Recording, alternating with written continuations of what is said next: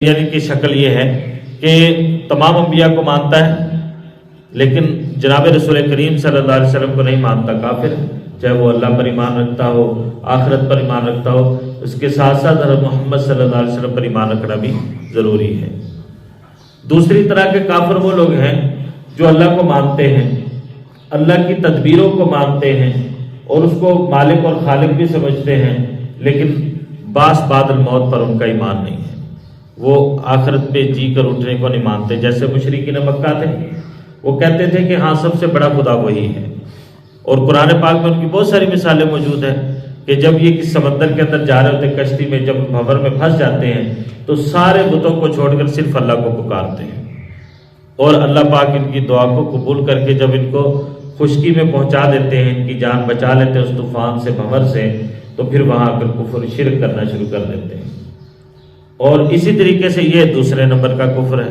اور تیسرا کفر کیا ہے جو سب سے بدترین قسم کا کفر ہے، وہ یہ ہے کہ بعض لوگ اللہ کی ذات کو بھی نہیں مانتے، جیسے دہریے ہیں،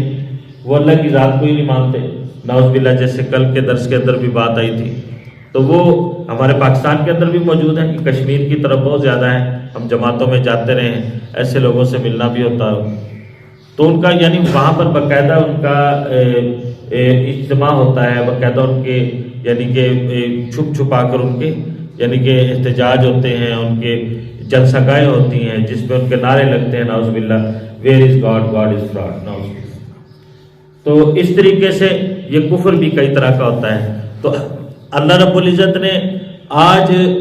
جو میں نے آج کے درس کے اندر تلاوت کی ہے، ایک آیت ہی تلاوت کی ہے، اس کے اندر اللہ پاک نے مثال بیان فرمائی ان کافروں کی جو اللہ کو بھی مانتے ہیں، آخرت کو بھی مانتے ہیں، لیکن حضرت محمد صلی اللہ علیہ وسلم کو نہیں مانتے۔ اور کل کے درس کے اندر مثال آئے گی ان لوگوں کی جو اللہ کو بھی نہیں مانتے۔ تو اللہ پاک فرماتے ہیں کہ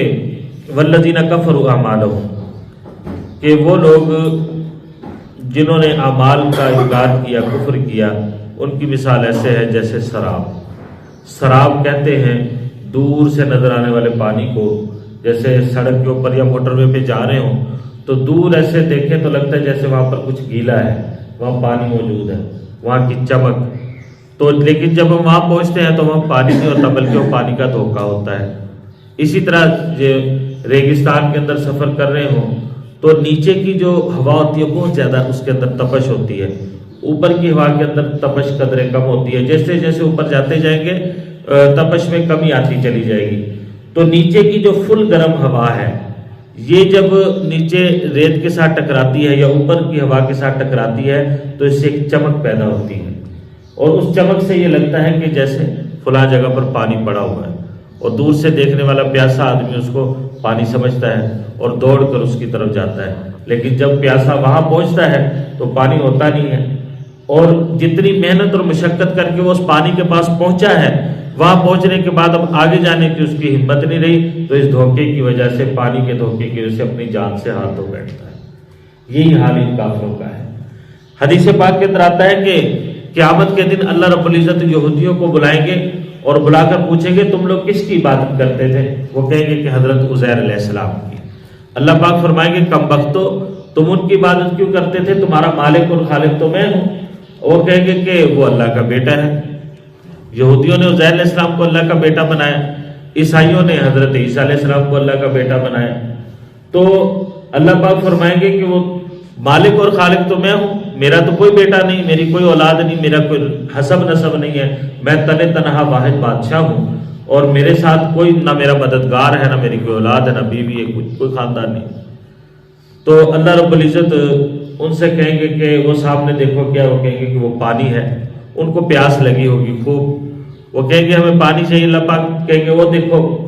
تو حدیث پاک کے اندر آتا ہے، حدیث پاک میں حضور صلی اللہ علیہ وسلم نے ارشاد فرمایا کہ جس طرح یہ